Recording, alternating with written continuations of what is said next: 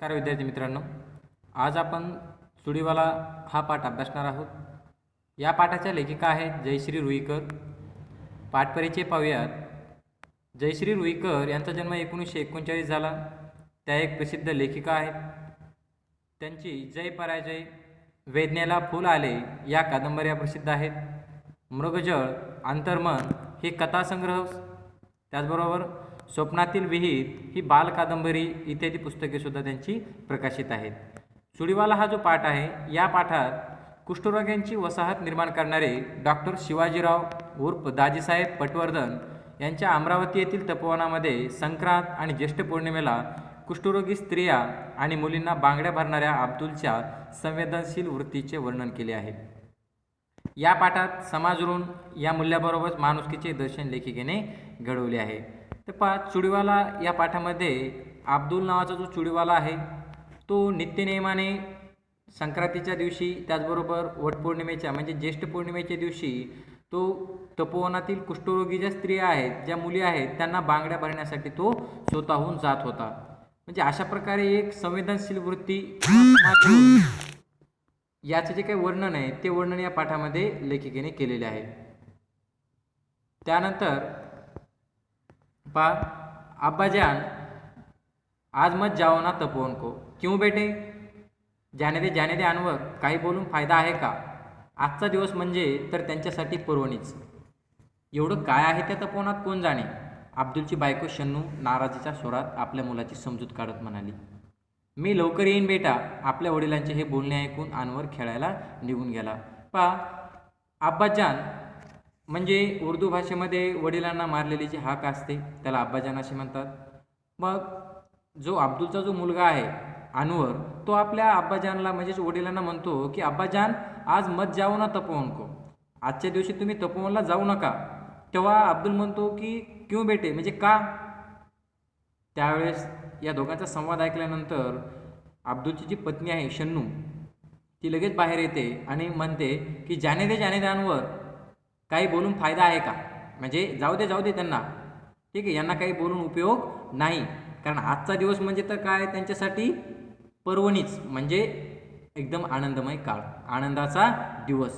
एवढं काय आहे त्या तपोवनात कोण जाणे, काय पडलंय कुणास ठाऊक. म्हणजे डायरेक्ट उठतात, सणाच्या दिवशी सुद्धा कुठे जातात, संक्रांतीला किंवा ज्येष्ठ पौर्णिमेला मुद्दामून कुठे जातात, तपोवनामध्ये जातात. त्या कुष्ठरोगी स्त्रियांना, त्या मुलींना बांगड्या भरतात. आणि काय ठेवलंय कुणास ठाऊक त्या तपोवनामध्ये. अशा प्रकारे चिडलेल्या स्वरामध्ये, नाराजीच्या सुरामध्ये शन्नू मुलाची समजूत काढत म्हणाली. तेवढ्यात अब्दुल मुलाला म्हणाला की मी लवकर येईन बेटा. ठीक आहे, आपल्या वडिलांचे बोलणे ऐकून अनवर सुद्धा खेळायला निघून गेला. आणि त्यानंतर मग आजचा दिवस काय खास होता, त्याचं कारण आज संक्रांत, त्यात मंगळवार. कितीतरी बायका बांगड्या भरायला आणि देवीच्या दर्शनाला येतील आणि आपलं दुकान बंद. रघुभायाचा धंदा तेजीत चालणार. आज आणि उद्या लगेच नवीन वस्तू येईल रघुभायाच्या घरात आणि तुम्ही जाऊन बसा त्या तपोवनात. शन्नू चुप बैठ आबी. म्हणजे आज काय खास होता दिवस, तर आज होती संक्रांत म्हणजे आज मकर संक्रांत होती आणि त्यातल्या त्यात आज दिवस आहे वार मंगळवार. म्हणजे कितीतरी बायका बांगड्या भरायच्या निमित्ताने, त्याचबरोबर देवीचे जे दर्शन आहे ते दर्शन घेण्याच्या निमित्ताने येतात आणि त्यावेळेस बांगड्या भरून जातात. पण आज धंद्याचा दिवस आहे, आज चांगल्या प्रकारचा धंदा होऊ शकतो. पण आजच्या दिवशी आपलं दुकान बंद. आणि जे बाजूचे दुकानवाले आहेत रघुभैया, या रघुभैयाचा धंदा मात्र आज तेजीत चालणार. म्हणजे त्यांचा धंदा आज खूप होणार आणि लगेच त्यांना एवढा बेनिफिट होईल, एवढा फायदा होईल की लगेच काही दिवसांनी त्यांच्या घरामध्ये नवीन वस्तू येईल.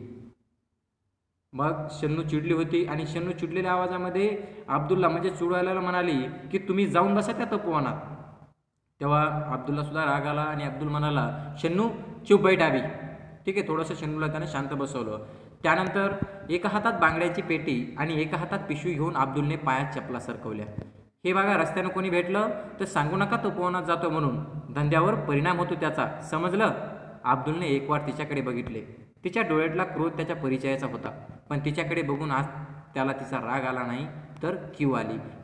मग आता शन्नूला चूप बसवलं, शन्नूला गप्प बसवलं आणि त्यानंतर अब्दुल आपल्या बांगड्याची पेटी घेतली, एका हातामध्ये पिशवी घेऊन त्यानं पायामध्ये चपला सरकवल्या म्हणजे चप्पल घातली आणि तो डायरेक्ट तपोवनच्या दिशेने निघाला. मग तेवढ्यात त्याची जी पत्नी शन्नू होती ती म्हणाली की ठीक आहे, तुम्ही जातच आहात तर एक गोष्ट लक्षात ठेवा, रस्त्यानं जर कोणी भेटलं तर त्यांना सांगू नका की तुम्ही तपोवनात जात आहात म्हणून, कारण धंद्यावर त्याचा विपरीत परिणाम होतो. समजलं? अशा प्रकारे तिनं बजावलं. कारण कुष्ठरोगी स्त्रियांना बांगड्या भरायला बाकीचे चुडीवाले जात नाहीत किंवा कोणीही पुढे येत नाही. मग अशा स्त्रियांना बांगड्या भरण्याचं काम कोण करतो? अब्दुल करतो. म्हणून अब्दुलकडे ग्राहक येणार नाहीत किंवा कस्टमर येणार नाहीत या भीतीपोटी शन्नू त्याला म्हणाली की तुम्ही जात आहात तर ठीक आहे जा, पण कुणालाही सांगू नका की तुम्ही तपोवनातल्या स्त्रियाला बांगड्या भरायला जात आहात. त्याचा काय होतो? धंद्यावर विपरीत किंवा वाईट परिणाम होतो. मग हे ऐकल्यानंतर अब्दुलला सुद्धा तिची क्यू आली, कुणाची? शन्नूची क्यू आली. तिच्या डोळ्यातला राग जो होता तो त्याच्या परिचयाचा होता, पण आज त्याला तिची दया आली. क्यू येणे म्हणजे काय म्हणे? दया येणे. त्यानंतर नेक्स्ट, अब्दुल बस स्टॉपवर आला. अनेक ठिकाणी उसवलेल्या स्वेटरमधून थंडी चांगलीच जाणवत होती. बस आली. बांगड्यांची पेटी आणि पिशवी सांभाळत अब्दुल बसमध्ये चढला. अगदी खिडकीजवळ बसला. पेटी अलगद उचलून त्याने आपल्या मांडीवर ठेवली. गर्दीत कुणाचा धक्का लागला तर? लाल, हिरव्या, निळ्या, रंगीबेरंगी बांगड्यांकडे मोठ्या कौतुकाने त्याने बघितलं. बस सुरू होता. थंडगार वाऱ्याचा झोत अधिकच त्रासदायक वाटू लागला. अब्दुलने मफलर कानाला लपेटून घेतला. मग अब्दुल तपोवनच्या दिशेने जाणार होता. आता तपोवन हे काय अमरावती जिल्ह्यातील एक कुष्ठरोग्यांसाठी उभारलेलं एक पुनर्वसन केंद्र आहे. मग तपोवनच्या दिशेने जाण्यासाठी तो निघाला. तो बस स्टॉपवर आला. बसची वाट पाहत होता आणि त्याचं जे काही उसवलेलं स्वेटर आहे त्या स्वेटरमधून त्याला चांगली थंडी जाणवत होती.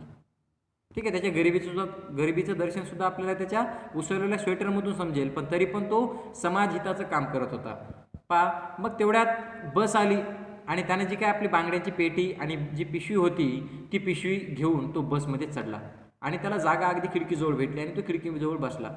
मग पेटी कुणाच्या, ठीक आहे, कुणाचा धक्का लागू नये, त्यातल्या ज्या काही रंगीबेरंगी बांगड्या आहेत त्या बांगड्या फुटू नयेत यासाठी त्याने ती पेटी काय केली? आपल्या मांडीवरच ठेवली. कारण गर्दीत जर कुणाचा धक्का लागला तर लाल, हिरव्या, निळ्या, वेगवेगळ्या रंगाच्या ज्या काही रंगीबेरंगी बांगड्या आहेत त्या बांगड्या फुटतील. आणि या सगळ्या पेटीतल्या बांगड्यांकडे तो अगदी कौतुकाने पाहत होता. मग थोड्या वेळात बस सुरू झाली आणि बस सुरू झाल्यानंतर जे काही वाऱ्याचा झोप, थंडगार जो काही वाऱ्याची झुळूक आहे ती त्याला अधिकच झोंबू लागली. त्याला त्याचा त्रास होऊ लागला. आणि मग काय केलं अब्दुलनं? जे काही मफलर आहे ते मफलर घेतलं आणि त्यानं कानाला घट्ट लपेटून ठेवलं. ठीक आहे, त्यानंतर जिल्हाधिकारी कचेरीजवळ पाहून बस रिकामी झाली. तपोवनाकडे कोण जातो कशाला? जेमतेम 5-6 उतारू राहिले बसमध्ये. तपोवनाच्या त्या गोलाकार कमानीकडे अब्दुलचे लक्ष गेले. गेल्या 6 महिन्यात केवढी फुलली आहे तिच्यावरती येईल. मागे आलो तेव्हा जेमतेम हातभर होती. अब्दुल गेटजवळ आला आणि लहान लहान मुलींनी एकदम गलका करायला सुरुवात केली. मग जिल्हाधिकारी कचेरीजवळ, एका जिल्हाधिकारी ऑफिस आहे त्या जिल्हाधिकारी कचेरीजवळ जवळपास 75% बस रिकामी झाली. पाऊण बस रिकामी झाली म्हणजे 75% पॅसेंजर जे होते त्या ठिकाणी उतरले आणि तपोवनाकडे जाणारे खूपच कमी होते. जेमतेम साधारणतः 5 ते 6 उतारू राहिले असतील बसमध्ये. मग तपोवनाकडे कोण जातोय कशाला? कारण तिकडे कोणाचं कामच नाही. पण अब्दुल मात्र तपोवनाकडे जात होता. तेव्हा बसमध्ये फक्त 5 ते 6 उतारू राहिले होते आणि मग त्यानं दुरूनच तपोवनाची जी काही गोलाकार कमान आहे त्या कमानीकडे त्याचं लक्ष गेलं. कमान म्हणजे काय? तर तपोवनातील अर्धवर्तुळाकार उभारलेले जे काही प्रवेशद्वार आहे त्याला काय म्हणतो आपण? कमान. आणि मग अब्दुल यापूर्वी जेव्हा आला होता 6 महिन्यांपूर्वी तेव्हा त्या कमानीवरती जी काही वेल होती ती वेल लहान होती, पण आज 6 महिन्यानंतर आल्यानंतर तिथली जी काही वेल आहे कमानीवरती ती वेल आज खूप फुलली होती. कारण ती मागे आलो तेव्हा फक्त जेमतेम होती, म्हणजे जेमतेम हातभर असावं. मग अब्दुल गेटजवळ आला आणि लहान लहान मुली ज्या होत्या अब्दुलला पाहताच एकदम ओरडायला सुरुवात केली. त्यांनी गलका करायला सुरुवात केली आणि ओरडायला सुरुवात केली की चुडीवाला आला, चुडीवाला आला. अशा प्रकारे त्या मुलींनी जेव्हा अब्दुलला पाहिलं तेव्हा त्यांना आनंद झाला आणि त्या ओरडत सुटल्या, चुडीवाला आला, चुडीवाला आला. नेक्स्ट आंब्याच्या झाडाखाली असलेल्या चौथऱ्यावर बसला आणि क्षणातच सारा कामधंदा सोडून स्त्रियांची गर्दी अब्दुलच्या आजूबाजूला जमली. त्या लाल रंगाच्या मला, त्या हिरव्या मला, चुडीवाला माझ्यासाठी आरसा आणला, मागच्या वेळी मी सांगितलं होतं ना. अब्दुलच्या आजूबाजूला गर्दीच झाली आणि गोंधळ सुरू झाला. प्रत्येकीला प्रथम बांगड्या भरायच्या होत्या. मग आंब्याच्या झाडाखाली असलेला जो काही चौथरा, आता चौथरा म्हणजे काय? झाडाच्या बुडाशी किंवा झाडाच्या बुंद्याशी असलेला जो काही दगडी पार आहे किंवा झाडाच्या बुंद्याशी बांधलेला जो दगडी पार असतो त्याला काय म्हणतात चौथरा. मग आंब्याच्या झाडाखाली जो ओटा होता, जो चौथरा होता, त्या चौथऱ्यावर अब्दुल आपलं दुकान मांडून बसला. आणि क्षणातच, अगदी काही वेळातच बाकी त्या तपोवनातल्या ज्या स्त्रिया होत्या त्या सगळं इतर कामधंदा सोडून, म्हणजे बाकीची जी काही कामं आहेत त्यांची, ती कामं सगळी सोडून स्त्रियांनी सगळी गर्दी पुन्हा जवळ केली, अब्दुलच्या आजूबाजूला केली किंवा अब्दुलच्या जवळ आल्या. आणि मग त्यांनी एकच गलका करायला सुरुवात केली, गोंधळ करायला सुरुवात केली की त्या लाल रंगाच्या मला पाहिजेत, त्या हिरव्या मला, त्या मोरपंखी मला पाहिजेत, आणि चुडीवाला माझ्यासाठी आरसा आणला, मागच्या वेळेस मी सांगितलं होतं ना. अशा प्रकारे अनेक प्रश्न त्या विचारत होत्या. त्याचबरोबर वेगवेगळ्या बांगड्या, वेगवेगळ्या रंगाच्या बांगड्याची ती साथ घालत होत्या किंवा मागत होत्या. आणि म्हणून त्या ठिकाणी काय झाला होता, गोंधळ निर्माण झाला होता. मग अब्दुलच्या आजूबाजूला सगळीकडे काय झाली, गर्दी झाली. आणि प्रत्येकीला प्रथम बांगड्या भरायच्या होत्या. त्या ठिकाणी काय झालं, रश झाला. आणि प्रत्येकीला वाटत होते की अगोदर माझा नंबर, ठीक आहे, अगोदर मला बांगड्या भरायच्या आहेत. अशा प्रकारे त्या ठिकाणी गर्दी वाढली. मात्र अब्दुल एकेकीच्या हातात बांगड्या भरू लागला. त्यांना हव्या तशा, त्यांच्या मनपसंत त्यांना बांगड्या भरणं म्हणजे एक दिव्यच. पण अब्दुलला ती कला साधली होती. बांगड्या भरल्यानंतरचा त्यांच्या चेहऱ्यावरचा आनंद अब्दुलला लाख मोलाचा वाटे. 2-3 तास बांगड्या भरण्याचा कार्यक्रम सुरू होता. मग अब्दुल काय करायचा, त्या चौथऱ्यावर बसायचा आणि एकेकीच्या हातात बांगड्या भरायचा, ठीक आहे. आणि त्याने ते बांगड्या भरायचं काम सुरू केलं. मग ज्या स्त्रीला जशा पाहिजे तशा तो बांगड्या भरायचा मनपसंत, ठीक आहे. जो रंग आवडेल त्या आवडीच्या रंगाच्या त्या बांगड्या भरण्याचं काम अब्दुल करत होता. आणि त्या स्त्रियांना बांगड्या भरणं म्हणजे एक दिव्यच होतं. दिव्य म्हणजे काय, एकदम कठीण परीक्षा. कारण कुष्ठरोगी स्त्रिया आहेत आणि त्यांना बांगड्या भरणं म्हणजे एक खूप कठीण काम होतं. दिव्य म्हणजे काय, ती एक परीक्षा होती, त्याची ती कसोटी होती. पण ती कला अब्दुलला साधली होती, म्हणजे ती कला अब्दुलकडे होती. अब्दुलकडे ते स्किल होतं. अब्दुल छान पद्धतीने बांगड्या भरू शकत होता. मग बांगड्या भरल्यानंतर ज्या कुष्ठरोगी स्त्रिया आहेत त्यांच्या चेहऱ्यावरचा जो आनंद आहे, तो आनंद अब्दुलला लाख मोलाचा वाटे, ठीक आहे. पैशाचा मोबदला तर मिळतोच, पण त्यापेक्षाही जास्त, पैशापेक्षाही जास्त महत्त्वाचं म्हणजे काय, की त्या कुष्ठरोगी स्त्रियांच्या चेहऱ्यावर जो आनंद दिसतो, जे समाधान दिसतं, तो समाधान किंवा ते समाधान अब्दुलला कसं वाटतं, एकदम लाख मोलाचं वाटतं. आणि मग 2-3 तास बांगड्या भरण्याचा जो कार्यक्रम होता, तो कार्यक्रम ह्याच्या तपोवनामध्ये सुरू राहायचा. आणि मग त्यानंतर साऱ्या तपोवनातला तो जो दिवस होता, तो कसा होता, त्यांच्यासाठी एक आनंदाचा आणि चैतन्याचा दिवस होता. आवाज, गडबड, गोंधळ, चेहऱ्यावरचा आनंद आणि हे सारे वातावरण निर्माण करणारा चुडीवाला अब्दुल म्हणजे तपोवनातील स्त्रियांना, मुलींना अगदी देवदूतासारखा वाटे. कारण त्यांच्या आयुष्यामध्ये जे सुख किंवा जो काही आनंद आहे, तो आनंद निर्माण करण्याचं काम संक्रांत आणि ज्येष्ठ पौर्णिमेच्या दिवशी नित्यनेमाने अब्दुल येत असे. आणि त्या दिवशी त्या स्त्रियांना बांगड्या भरत होता. मग त्या दिवशी तपोवनामध्ये सगळीकडे काय असायचा, आवाज, गडबड, गोंधळ आणि सर्व स्त्रियांच्या चेहऱ्यावर एक वेगळ्या प्रकारचं समाधान, आनंद दिसायचा. आणि हे सगळं वातावरण जो निर्माण करत होता, तो कोण होता, फक्त आणि फक्त चुडीवाला अब्दुल. म्हणजे तपोवनातल्या स्त्रियांना आणि मुलींना देवदूतासारखा तो वाटत होता. देवदूत म्हणजे काय, तर माणसाच्या सेवेसाठी आलेला जो देवांचा प्रतिनिधी असतो काल्पनिक, त्याला काय म्हणतात, देवदूत. जसं काही या स्त्रियांच्या दुःखी आयुष्यामध्ये आनंद निर्माण करण्यासाठी देवानेच अब्दुलला पाठवले आहे, असं त्या स्त्रियांना भास होत होता. मग वर्षातून 2दा, संक्रांतीला आणि ज्येष्ठ पौर्णिमेला, तपोवनातील स्त्रिया चुडीवाल्याची आतुरतेने वाट पाहत. आणि अब्दुललाही तो आनंद बघून विलक्षण समाधान लाभे. मग वर्षातून 2च दिवस, कोणते दिवस, मकर संक्रांत आणि ज्येष्ठ पौर्णिमा, या 2 दिवशी ज्या स्त्रिया आहेत त्या स्त्रिया मात्र चुडीवाल्याची आतुरतेने वाट पाहत असत. आतुरतेने वाट पाहणे म्हणजे काय, उत्सुकतेने वाट पाहणे. कारण त्या दिवशी तो न विसरता, न चुकता दरवर्षी तो चुडीवाला त्या ठिकाणी यायचा आणि कुष्ठरोगी स्त्रियांना आणि मुलींना काय करायचं, त्या ठिकाणी येऊन बांगड्या भरायचा. आणि बांगड्या भरल्यानंतर जे समाधान त्या स्त्रियांच्या, मुलींच्या चेहऱ्यावर दिसत होतं, ते कसं होतं, एकदम विलक्षण. त्यानंतर असेच काही दिवस गेले. एक दिवस रघु भैया आला. त्याच्या हाती पोस्टमनने दिलेले पत्र होते. अब्दुल मियाँ, तपोवन से चिट्ठी आई है आपको, दिखाओ दिखाओ. अरे पण चिठ्ठी मराठीतून आहे, मग वाचून दाखव ना तूच. मग काही दिवस गेले आणि त्या काही दिवसानंतर एक दिवशी त्याचा जो मित्र आहे रघु भैया, तो सुद्धा एक चुडीवालाच होता. मग तो घरी आला. त्याच्या हातामध्ये पोस्टमनने दिलेली एक पत्र होते. आणि मग तो घरी आला आणि अब्दुलला म्हणाला की अब्दुल मियाँ, तपोवन से चिठ्ठी आई है आपको, म्हणजे तुम्हाला तपोवनमधून एक निरोप आलेला आहे, चिठ्ठी आलेली आहे. मग तो म्हटला दिखाव, दाखव. पण रघु म्हणाला की ती चिठ्ठी जी आहे ती कोणत्या भाषेत आहे, मराठीमधून आहे. आणि अब्दुलला मराठी भाषा समजत नव्हती, मराठी भाषा बोलता येत नव्हती. मग अब्दुल म्हटला ठीक आहे, मला मराठी जमत नाही, तू काय कर, मला वाचून दाखव. ठीक आहे, मग वाचून दाखवणं तूच. अशा प्रकारे अब्दुलने विनंती केली कुणाला, रघुभैयाला. आणि मग रघुभैयाने ती चिठ्ठी घेतली. रघुभैयाने चिठ्ठी मोठ्याने वाचली. चिठ्ठीतला मजकूर ऐकून अब्दुल आणि शन्नू यांना खूपच आनंद झाला.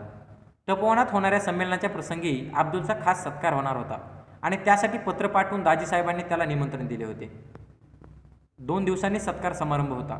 कधीही लाभणार नाही असे सत्काराचे भाग्य त्याच्या वाट्याला आले होते. पत्र आल्यापासून तो त्याच आनंदात होता. पुन्हा पुन्हा तो स्वतःला विचारत होता, सत्कार करण्याएवढे मी काय केले आहे तपोवनासाठी. मग रघुभैयाने चिठ्ठी जी होती ती चिठ्ठी मोठ्याने वाचली आणि चिठ्ठीमध्ये लिहिलेला जो काही मॅटर, जो मजकूर होता तो ऐकल्यानंतर अब्दुल्ला आणि शन्नूला खूप आनंद झाला. कारण तपोवनामध्ये एक संमेलन होणार होतं. संमेलन म्हणजे काय, की एकत्र येऊन जो आपण आनंद साजरा करतो, तो आनंद साजरा करण्यासाठी जो मेळा तयार केला त्याला काय म्हणतो आपण, संमेलन. मग या संमेलनाच्या प्रसंगी अब्दुलचा खास सत्कार होणार होता आणि सत्कार करण्यासाठीचं जे काही इन्व्हिटेशन आहे किंवा जे पत्र आहे ते पत्र पाठवलं होतं कोणी, दाजीसाहेबांनी. जे तपोवनाचे संचालक आहेत दाजीसाहेब यांनी स्वतः अब्दुलला निमंत्रण दिलं होतं आणि निमंत्रणामध्ये सांगितलं होतं की तपोवनामध्ये होणारं जे काही भव्य संमेलन आहे त्या संमेलनाच्या प्रसंगी तुझा खास सत्कार करण्यात येणार आहे. अशा प्रकारचा निरोप ऐकल्यानंतर शन्नू आणि अब्दुल या दोघांनाही आनंद झाला. मग तो सत्कार समारंभ जो होता तो अगदी 2 दिवसावर आला होता. कधीही लाभणार नाही एवढं मोठं भाग्य, सत्काराचे भाग्य त्याच्या वाटेला आले होते. कारण एक साधारण चिडीवाला आहे आणि याला एवढ्या मोठ्या संमेलनामध्ये कोण बोलवणार किंवा त्याचा सत्कार कोण करणार, म्हणजे आपण तर सामान्य आहोत. पण पत्र आल्यापासून तो एकच गोष्टीचा विचार करत होता की सत्कार करण्याएवढे मी काय केले आहे तपोवनासाठी, म्हणजे माझा सत्कार का, मी तर एक सामान्य चुडीवाला आहे आणि मी काय केलं आहे तपोवनासाठी की जेणेकरून माझा सत्कार केला जात आहे. त्यानंतर अब्दुल तपोवनात आला तेव्हा कार्यक्रम सुरू झाला होता. स्टेजच्या समोर बाजूला मांडलेल्या खुर्च्यांवर काही निमंत्रित पाहुणे मंडळी बसली होती. अब्दुलला त्यांच्याबरोबर बसायला संकोच वाटला. तो तसाच उभा राहिला. तेवढ्यात खुद्द दाजीसाहेबांनी त्याला बोलावून जवळच्या खुर्चीवर बसायला लावले. सत्कार समारंभाच्या कार्यक्रमाला सुरुवात झाली. सुरुवातीचे अध्यक्षांचे स्वागत वगैरे औपचारिक झाल्यावर दाजीसाहेबांनी बोलायला सुरुवात केली. मग अब्दुल तपोवनामध्ये आला. ज्या दिवशी कार्यक्रम होता त्या दिवशी अब्दुल तपोवनामध्ये आला आणि मग तपोवनामध्ये आल्यानंतर जे स्टेज होतं त्या स्टेजच्या समोर बाजूला मांडलेल्या ज्या काही खुर्च्या आहेत त्या खुर्च्यांवर निमंत्रित पाहुणे मंडळी बसली होती. म्हणजे जे कोणी गेस्ट आहेत, चीफ गेस्ट असतील किंवा बाकीचे जे काही प्रमुख पाहुणे आहेत, हे सगळे पाहुणे त्या मान्यवर कुठे बसले होते, समोरच्या खुर्च्यांवर बसले होते. आणि अब्दुलला त्यांच्याबरोबर बसायला संकोच वाटू लागला. संकोच वाटणे म्हणजे थोडीशी भीड वाटणे. त्याला थोडंसं चांगलं फील होत नव्हतं. ठीक आहे, कारण एवढ्या मोठ्या मान्यवरांसोबत तो बसला होता. आणि मग अब्दुलला थोडा संकोच वाटला आणि तो तसाच त्या ठिकाणी उभा राहिला. तेवढ्या स्वतः दाजीसाहेबांनी त्याला बोलावलं आणि जवळच्या खुर्चीवर बसायला लावलं. एवढ्या मोठ्या लोकांसमोर, एवढ्या मान्यवरांसमोर अब्दुलला पुढं बोलवलं आणि जवळची जी खुर्ची त्या खुर्चीवर बसायला लावलं आणि सत्कार समारंभाच्या कार्यक्रमाला सुरुवात झाली. आणि सुरुवातीला जे काय अध्यक्षांचं स्वागत जे असतं ते स्वागत वगैरे किंवा औपचारिक झाल्यानंतर दाजीसाहेबांनी इंट्रोडक्शन केलं किंवा त्यांनी थोडीशी बोलायला सुरुवात केली. ठीक आहे, त्यामध्ये मग अब्दुल बघतच राहिला.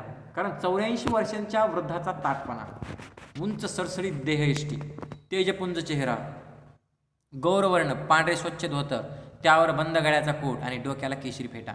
या वयातही आवाजातला खणखणीतपणा आणि बोलण्यातली ऐट यामुळे अब्दुल भारावून बघत राहिला.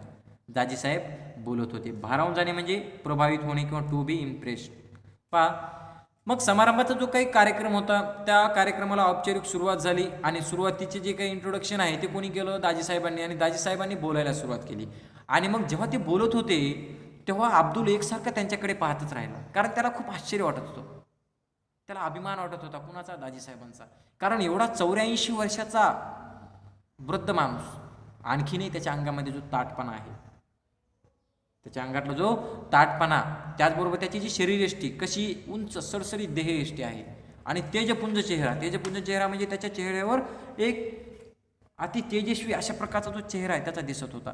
त्याचबरोबर गोरवर्ण, आणि जो वर्ण होता तो कसा होता, एकदम त्यांचा गोरा होता आणि पांढरे स्वच्छ धोतर आणि त्यावर बंद कोळ्याचा कोट. अशा प्रकारे जो पेहराव होता तो पेहराव त्या ठिकाणी घातलेले जे काही दाजीसाहेब आहेत ते दाजीसाहेब समारंभाचं जे काही भाषण आहे किंवा सुरुवातीचे जे काही इंट्रोडक्शन आहे ते करत होते. मग या वयातही आवाजातला जो खणखणीतपणा आहे आणि बोलण्यातली जी काही त्यांची ऐट, जो रुबाब आहे, त्यामुळे अब्दुल त्या ठिकाणी भारावून त्यांच्याकडे बघत राहिला. दाजीसाहेब मात्र कंटिन्यू बोलतच होते. रामानं सेतुबंधन केलं, पण त्यासाठी अनेकांचा हातभार लागला, अगदी लहानशी खार, पण तिनं सुद्धा आपल्या शक्तीप्रमाणे सेतुबंधनाला मदत केली. तशीच मदत या तपोवनासाठी देणाऱ्या काही व्यक्ती आम्हाला सुदैवाने लाभल्या आहेत. संक्रांतीला आणि ज्येष्ठ पौर्णिमेला बांगड्या भरण्याचा प्रस्ताव जेव्हा समोर आला होता, तेव्हा अनेक बांगडेवाल्यांना भेटून इथे येण्याबद्दल विनंती केली, पण कुणीही माझ्या विनंतीचा स्वीकार केला नाही.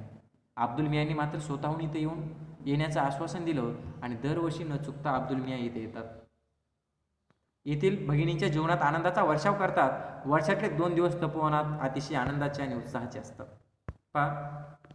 मग रामायणामध्ये आपण एक गोष्ट ऐकली असेल की रामाने लंकेपर्यंत, रावणाची जी काही लंका आहे तिथपर्यंत जाण्यासाठी जो सेतू बांधला, समुद्रावरती जो काही सेतुबंधन केलं. मग सेतू बांधत असताना अनेक जे काही वानर सैनिक आहेत त्या वानर सैनिकांनी प्रत्येकाने काही ना काहीतरी काम केलं, प्रत्येकाने दगड टाकले आणि अशा प्रकारे दगडांचा तो सेतू जो होता, पूल जो होता, तो पूल बांधला. मग यामध्ये वानरसेना, नल, नील जे काही आहेत किंवा जे काही सैनिक होते, या सैनिकाबरोबरच त्या ठिकाणी एक लहानशी खार सुद्धा होती आणि ती तिच्या पद्धतीने जेवढं झेपेल तसं ती त्या ठिकाणी पूल बांधण्यासाठी मदत करत होती. म्हणजे छोटे पत्थर, छोटे दगड त्या ठिकाणी ती टाकत होती. म्हणजे एकंदरीतच जे काही राम सेतू बांधण्याचं काम करत होते त्या कामामध्ये प्रत्येकाने हातभार लावला आणि अगदी लहानशी जी काही खार आहे त्या खारीने सुद्धा हातभार लावला होता.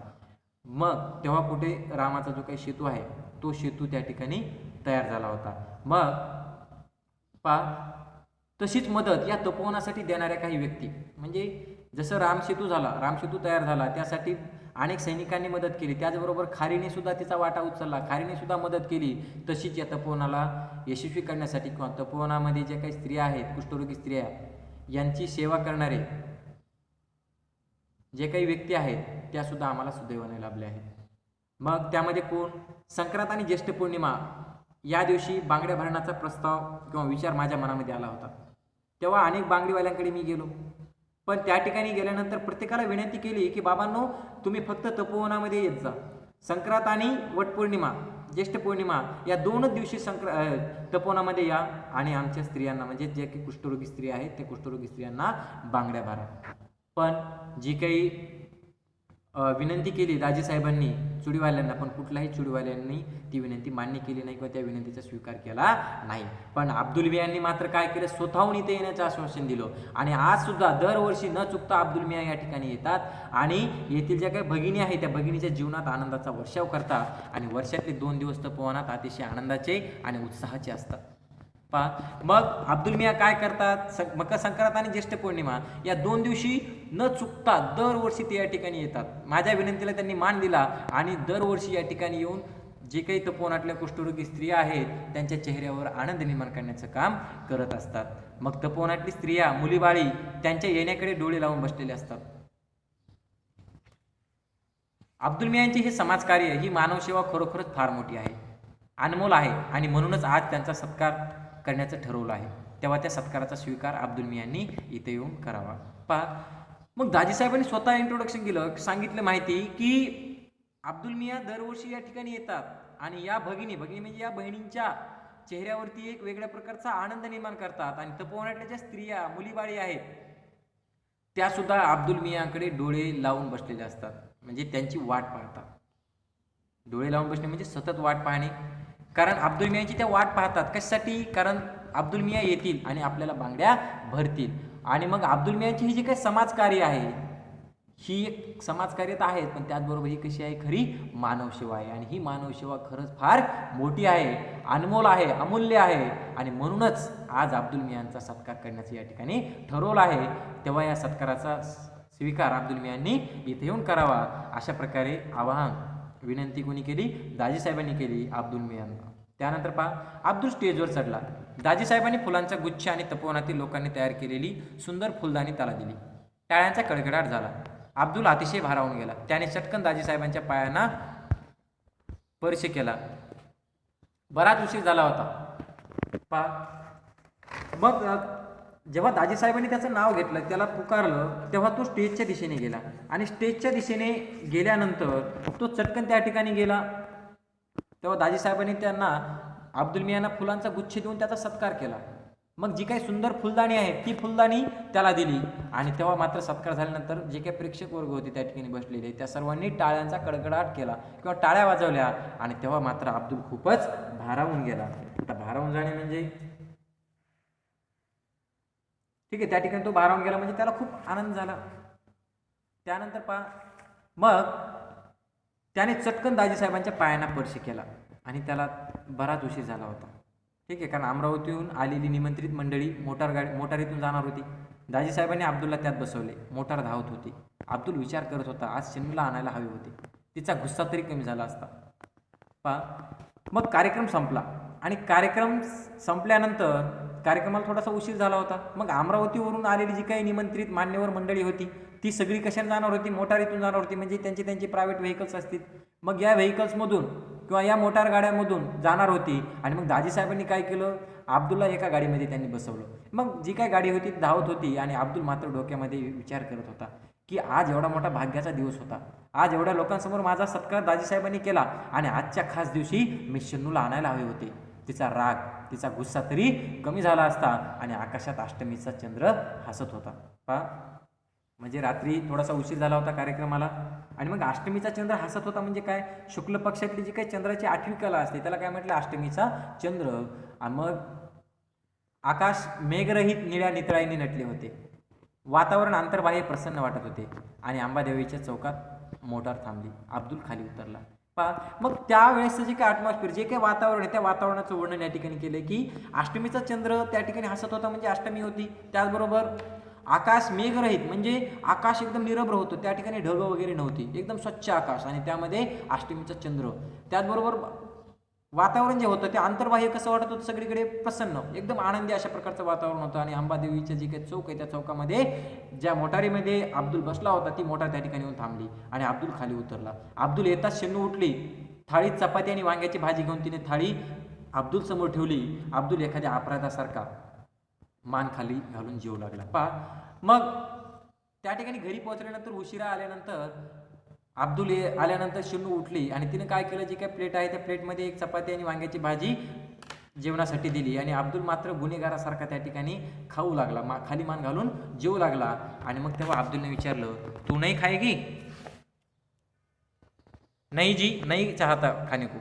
अनवर जेवला पण खेम्यासाठी हट्ट धरून बसला होता. अब्दुलच्या हातातला घास हातातच राहिला. एकाकी जेवणावरची इच्छाच मरून गेली. तोंडात घास घोळू लागला. मग जेव्हा अब्दुल जेवायला बसला उशिरा तेव्हा त्याने विचारलं शन्नूला की तू नाही खाईगी, म्हणजे तू खाणार नाही का? तेव्हा ती म्हटली, नाही, माझा खाण्याचा मूड नाही किंवा मला खावंसं वाटत नाही. मग त्याने विचारलं की अनवर जेवला का? ती म्हटली जेवला पण खिम्यासाठी हट्ट धरून बसला होता. म्हणजे त्याला खिमा खायची इच्छा झाली होती पण मी देऊ शकले नाही. मग अब्दुलच्या हातातला घास हातातच राहिला, कारण त्याला काय बोलावे ते कळत नव्हतं. ठीक आहे, कारण एकदम त्याला दुःख झालं आणि जे काही आपला मुलगा, आपण समाजसेवा करत आहोत आणि आपला मुलगा खिम्यासाठी हट्ट करत होता पण आपण देऊ शकलो नाहीत, या गोष्टीचं दुःख अब्दुलला झालं. म्हणून अब्दुल जेवता जेवता त्यानं हात आकडला आणि जो काही हातातला घास होता तो हातातच राहिला आणि एकाएकी जेवणावरची त्याची जी काही इच्छा होती ती इच्छा मरून गेली आणि तोंडातच घास तो काय करू लागला? घोळू लागला. म्हणजे जेवणाची इच्छा त्याची उडाली. त्यानंतर कितीदा सांगितलं हा धंदा सोडून दुसरा धंदा सुरू करा, पण शन्नूचे पुढचे बोलणे अब्दुलने ऐकलेच नाही. तो चटकन उठला, हात धुवून अनवरच्या शेजारी येऊन पडला. शन्नूचे बोलणे त्याला शब्द न शब्द त्याला पाठ होता. कितीदा तरी तेच बोलून झाले होते. मग आता शन्नू चिडली होती, कारण आपला मुलगा खिमा मागत होता पण आपण देऊ शकलो नाही. खिमा म्हणजे काय? हे मटणाचा कूट, त्याला खाण्याची इच्छा झाली होती पण आपण देऊ शकलो नाहीत. आणि मग शन्नूचं जे काही पुढचं बोलणं आहे ते त्यानं ऐकले नाही. तो डायरेक्ट ताटावरून उठला आणि हात धुवून अनवरच्या शेजारी जाऊन तो झोपला, शेजारी पडला. मग शन्नूचे बोलणे जे काय आहे नेहमीच, ठीक आहे, पती पत्नीतले जे काही संवाद होता तो अगदी त्याला पाठ होता, काय बोलेल किंवा कशी बोलते. ठीक आहे, मग कितीदा तरी तेच बोलून त्याचा ऐकून तो बोर झाला होता. काय सांगायची मग? नवीन धंदा, भांडवल नको, कुठून आणणार? तो थोडासा जोराने पण शन्नूला ऐकायला जाईल अशा आवाजात बोलला. पण भांडवल्यापेक्षाही त्याला अब्बाजान पासून चालत आलेला हा बांगड्याचा धंदा सोडत नव्हता. मग तो पण चिडला होता. तो म्हटला, नवीन धंदा, भांडवल नाही आणि कुठून आणणार? अशा प्रकारे तो शन्नूला ऐकू जाईल अशा मोठ्या आवाजात तो बोलू लागला. पण भांडवलापेक्षाही त्याला जो काही पिढ्यानपिढ्या चालत आलेला, अब्बाजानपासून त्याच्या चालत आलेला जो बांगड्याचा धंदा होता तो त्याला सोडायचा नव्हता. मग नवरात्र संपले होते, त्यात धंदा चांगला झाला. लोक आता दिवाळीच्या तयारीला लागले होते. रघुभयाने दुकानाला रंग देण्याचे काम काढले होते. अब्दुल दुकानावर आला. त्याचा चेहरा उदास दिसत होता. रघुबाईने त्याला आवाज दिला, की आज दुकान नाही खोलता? पहा, मग नवरात्रीचे दिवस संपले होते आणि आता नवरात्र संपल्यानंतर त्यात धंदा चांगला होतो, कारण नवरात्रीमध्ये बऱ्याचशा स्त्रिया देवीच्या दर्शनाच्या निमित्ताने येतात, बांगड्या वगैरे भरतात, म्हणजे कस्टमर चांगले असतात. ठीक आहे. आणि मग चांगल्या प्रकारे धंदाही होतो नवरात्रीच्या वेळेस. आणि त्याचबरोबर आता दिवाळीची तयारी लागली. दिवाळीमध्ये सुद्धा बऱ्याचशा स्त्रिया बांगड्या वगैरे भरतात.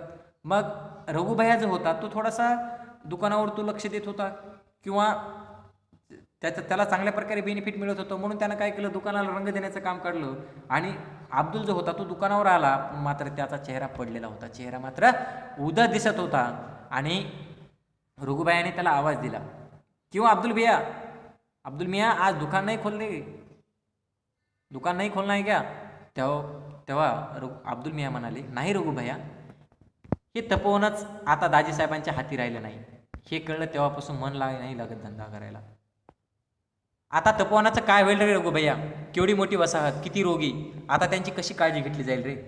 आणि आयुष्याचं मोल देऊन तन मन धनानं फुलवलेली ती कर्मभूमी सोडण्याच्या कल्पनेनं दाजीसाहेबांना काय वाटलं असेल बरं? अब्दुल विलक्षण हळवा झाला. हळवा होणे म्हणजे काय? मन मृदू किंवा कोमल होणे. मग नाही रघुभया, आज मी खूप दुःखी आहे. त्याचं कारण काय आहे की ज्या तपोवनासाठी दाजीसाहेब रात्रंदिवस झटत होते, ज्या दाजीसाहेबांनी आपले तन मन धन अर्पण केलं होतं, आणि ते तपोवनच आता दाजीसाहेबांच्या हाती राहिलं नाही. हे जेव्हापासून कळलं त्या दिवसापासून मला धंदा सुद्धा करावासा वाटत नाही. कारण आता तपोवनाचं काय होईल रे रघुभया? कारण एवढी मोठी वसाहत आहे, त्या ठिकाणी किती कुष्ठरोगी आहेत, आणि आता त्यांची काळजी कोण घेईल? कारण इतके दिवस दाजीसाहेब तन मन धनानं त्यांची सेवा करत होते. त्यांनी जी फुलवलेली कर्मभूमी आहे ती सोडण्याच्या कल्पनेनं दाजीसाहेबांना काय वाटलं असेल बरं? म्हणजे आपण जे काही उभारलेलं पुनर्वसन केंद्र आहे, तपोवन आहे, हे तपोवन सोडण्याची जी काही कल्पना आहे ती कल्पना डोक्यात आल्यानंतर त्यांना किती दुःख झाले असेल. मग अब्दुल एकदम विलक्षण हळवा झाला. म्हणजे काय झालं, त्याला खूप मृदू, त्याचं मन जे होतं ते एकदम मृदू आणि कोमल झालं. देवळातल्या पहारेकऱ्याचे 2चे टोल दिले. पहारेकऱ्याने 2चे टोल दिले. शन्नू घोरत होती. अनुवर गाढ झोपला होता. अब्दुल उठला, अगदी हलकेच. कोपऱ्यात बांगड्यांच्या पेटीवर ठेवलेल्या पिशवीतील एक एक वस्तू बाहेर काढू लागला. मग देवळातल्या पहारेकरी जो असतो त्याने काय केले, 2ची बेल वाजवली, म्हणजे 2चे टोल दिले.